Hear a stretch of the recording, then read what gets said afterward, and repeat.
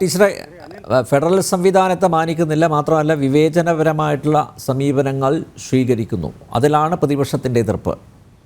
ശ്രീ അനിൽ ഒരു കാര്യം പറഞ്ഞോട്ടെ സാർ? ഓക്കെ, ടീച്ചറുടെ അനുവാദത്തോടു കൂടി.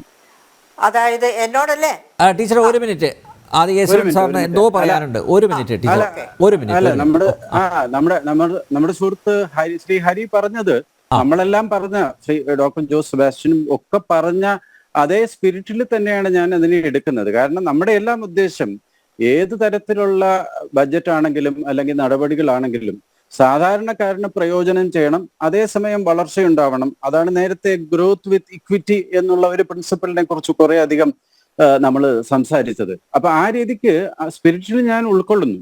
പക്ഷെ നമ്മൾ ഈ ബഡ്ജറ്റിലെ നടപടികൾ കണ്ടു കഴിഞ്ഞാൽ ഇതൊരു തുടർച്ചയായിട്ട് വേണം കാണാൻ.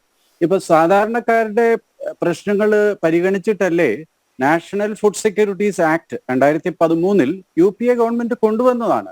പക്ഷെ അതനുസരിച്ച് 5 കിലോ ഗ്രെയിൻസ് അല്ലെങ്കിൽ ഫുഡ് ഗ്രെയിൻസ് അരിക്ക് 3 രൂപയും ഗോതമ്പിന് 2 രൂപയും എന്നുള്ളതായിരുന്നു അതിലെ കണക്ക്.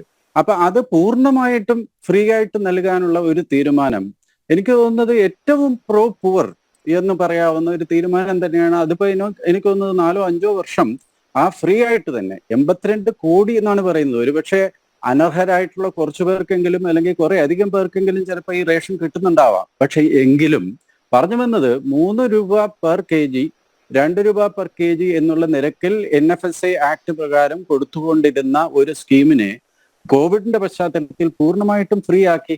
പ്രോ പുവർ നടപടിയാണ്. അതേപോലെ തന്നെയാണ് ഈ നമ്മുടെ ഞാൻ നേരത്തെ പറഞ്ഞ കുടുംബശ്രീയുടെ കാര്യം പറയുമ്പോൾ നമ്മൾ ഓർക്കേണ്ടത് ദീൻ ദയാൽ അന്ത്യോദയ യോജന.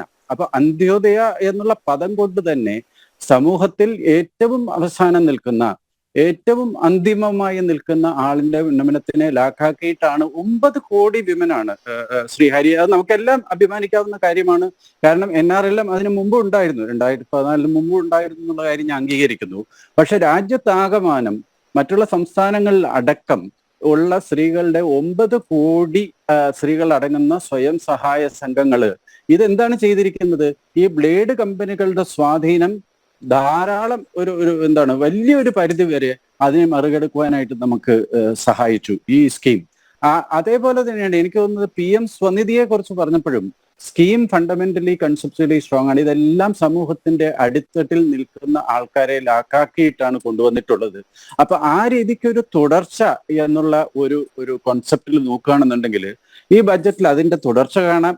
കൂടുതൽ ചെയ്യാനുള്ള സ്കോപ്പ് ഇല്ലേ, ചെയ്യേണ്ടതല്ലേ? തീർച്ചയായിട്ടും ഞാൻ അംഗീകരിക്കുന്നു, കൂടുതൽ ചെയ്യണം. PM കിസാന്റെ കാര്യം വ്യക്തിപരമായിട്ട് എൻ്റെ അഭിപ്രായത്തിൽ നമ്മൾ 6000 രൂപ 2019 കൊടുത്താണ്. അതും ഇതേപോലെ പ്രോ പുവർ നടപടിയാണ്.